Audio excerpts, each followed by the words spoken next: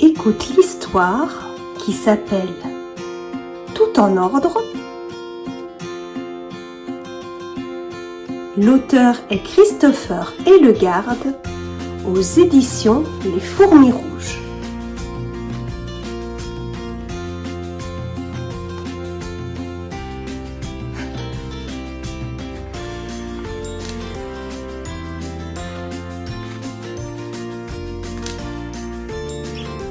Comme tous les jours, Monsieur Tout en ordre se réveille dans sa très grande maison.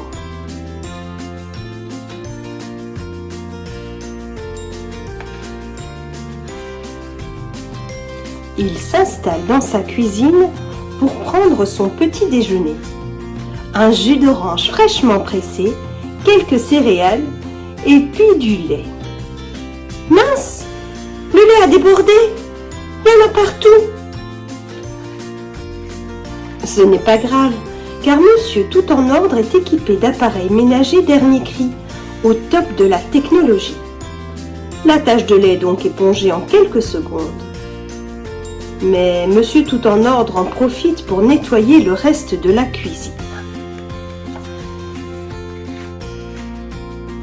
Passionné de ménage, il lance ensuite une opération anti-poussière.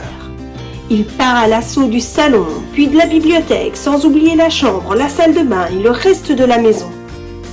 Après, vient le tour du jardin. Il taille les haies, passe la piscine au chinois, tond le gazon, nettoie la fontaine et finit par repeindre toute la maison. La propriété de Monsieur Tout en ordre est désormais impeccable et resplendissante. La beauté à l'état propre. Mais quelque chose le chiffonne encore. La forêt au fond de son jardin. Quelle pagaille! Rien n'est à sa place, tout est sale, c'est le désordre total. Cela mérite un bon coup de nettoyage. Il commence alors à tailler quelques buissons, ramasser des brindilles qui traînent, afin de lisser les feuilles d'un arbre un peu trop ébouriffé. Après quoi, décidé à passer aux choses sérieuses, il va chercher le Jardinator 3000 et commence à dénuder les arbres, déplacer les buissons et finit par bétonner le sol pour cacher les touffes d'herbe qui dépassent.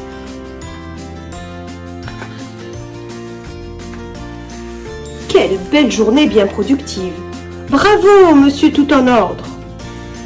Et parce qu'il l'a mérité, il se prépare un grand verre de sirop bien corsé et s'installe au bord de sa piscine pour profiter du reste de la journée.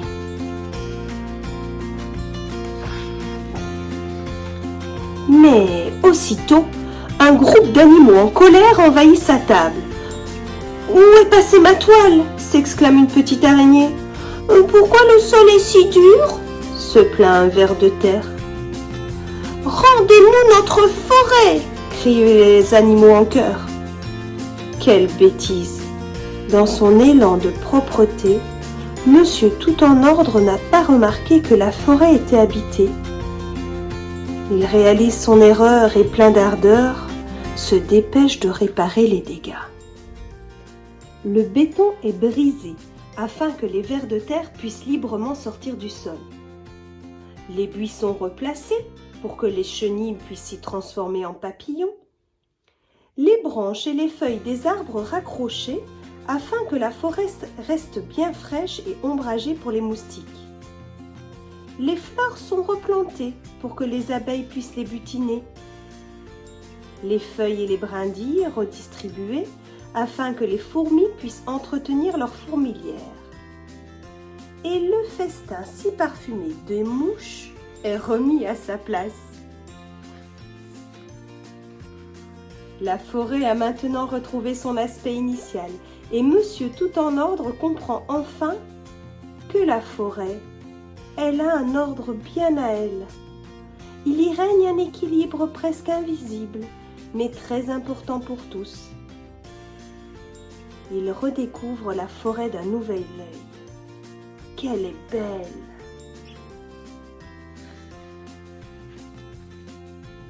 Et parce qu'il n'y a rien de mieux pour resserrer les liens entre voisins, il invite tous ses nouveaux copains à une grande fête dans son jardin. « Merci, monsieur tout en ordre !»